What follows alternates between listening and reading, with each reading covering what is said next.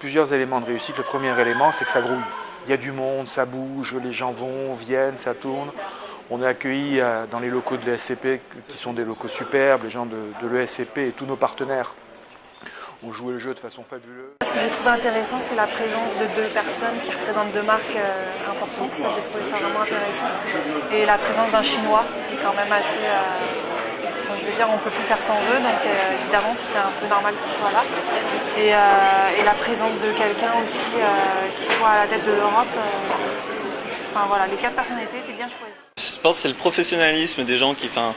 on sentait qu'il y avait du niveau sur la scène, des gens qui parlaient et tout. Oui, ils avaient du métier. Ouais.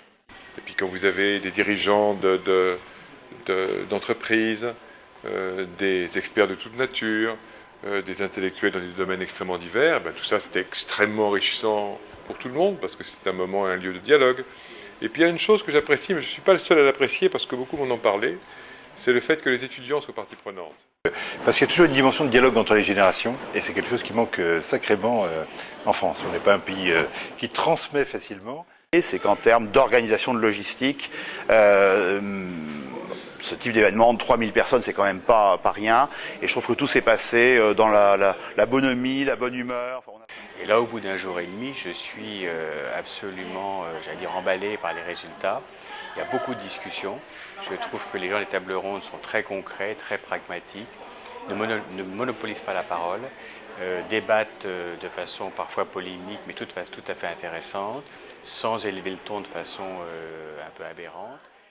D'abord, il y avait un très grand respect des intervenants et du public, avec des questions d'une très très grande richesse, d'une très grande variété, qui ont montré à la fois le souci qu'ont aujourd'hui les individus consommateurs de l'évolution de cette société, et tout ça sans aucun manichéisme d'aucun des acteurs présents. C'est-à-dire qu'on a vu des distributeurs parfaitement conscients des enjeux de la société actuelle.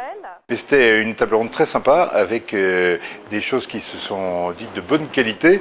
Donc comme on ne parlait pas du temps, comme quelquefois dans les débats, à combattre des idées de mauvaise qualité, voilà, on peut aller de plus loin et puis suggérer pas mal de choses. On est toujours un peu frustré parce que quand on est lancé et quand on est, comme on peut dire, chaud comme ça, quand on est parti, on a envie de continuer. Et puis surtout quand on voit des questions dans la salle, une salle qui est pleine et on sent que les participants ont envie de poser des questions, on se dit 1 heure, 1 heure et quart, c'est un peu court.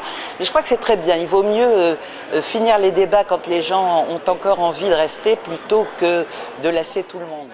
Ce qui m'a intéressé dans le débat, c'est l'énergie qui en ressort, c'est le pragmatisme.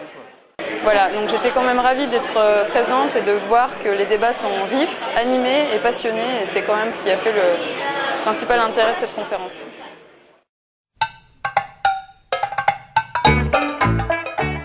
Et puis la salle, on voit que la salle est remplie à la fois de gens qui ont de l'énergie, de l'expertise, et que quelque part, aujourd'hui, il y a une espèce de ce qu'on pourrait appeler une espèce de compétence générale autour du commerce et de la consommation qui s'exprime très très bien à travers ce colloque. Je trouve la pertinence, la finesse des questions posées, aussi bien celles qui étaient préparées par les étudiants que les questions spontanées par la salle, comme les réponses apportées par les différents orateurs et membres des tables rondes étaient d'une finesse et d'une pertinence. Je prendrai l'exemple, mais on pourrait prendre toutes les tables rondes, mais par exemple celle sur le pouvoir d'achat. Je pense que c'est le seul débat de ce niveau-là qui moi-même, et pourtant c'est mon métier, m'a éclairé beaucoup plus que ce qu'on entend depuis des mois et des mois à la télé ou dans la presse un peu plus généraliste. Les débats ont été globalement tous très intéressants. Je trouve qu'il y avait chez tous les participants, y compris ceux qui posaient les questions dans la salle, une volonté forte de dépasser les positions classiques, traditionnelles, stéréotypées qu'on peut trouver sur ces sujets et d'essayer d'interroger plus l'avenir. Du point de vue du commerçant, essayer de se poser les bonnes questions relatives à la consommation. Là, ça avait véritablement une autre portée qui était extrêmement, à la fois un peu philosophique, mais surtout très sociologique. C'est-à-dire que ça donne un peu de distance et que ça a ouvert, à mon sens, des perspectives assez concrètes d'ailleurs sur des axes de réflexion. L'économiste Bête de Bèze, effectivement, a a contredit pas mal d'opinions toutes faites qui sont colportées actuellement dans la presse et à la télévision et à la radio. Je ne savais pas du tout ce que j'allais entendre, si ça allait m'intéresser, etc. Et j'ai trouvé que c'était extrêmement intéressant parce que ça m'a permis de me poser des questions. Personnellement, ça m'a beaucoup enrichi aussi.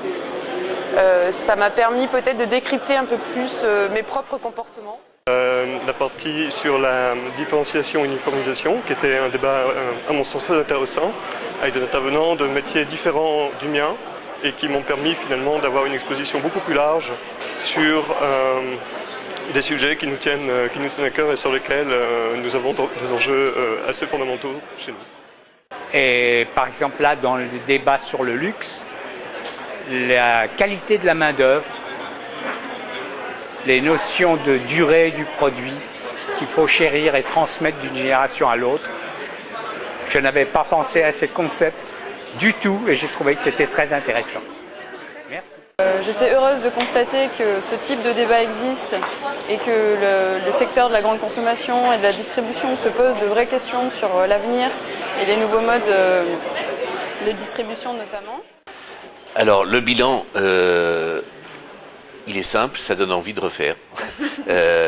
Donc ça veut tout dire, ça veut dire que ça se passe bien, ça veut dire que c'est très riche, ça veut dire que ça enrichit les gens, et ça veut dire qu'en ces périodes troublées aussi, il y a un message de fond qui passe, c'est surtout pas restons statiques et attendons que ça arrive, mais bougeons-nous.